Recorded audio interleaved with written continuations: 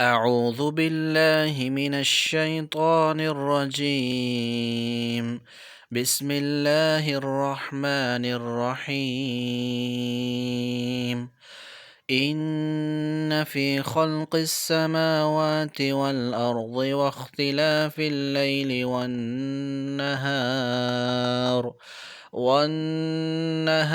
لآيات لأولي الألباب الذين يذكرون الله قياما وقعودا وعلى جنوبهم ويتفكرون في خلق السماوات والأرض ربنا ما خلقت هذا باطلا سبحانك فقنا عذاب النار.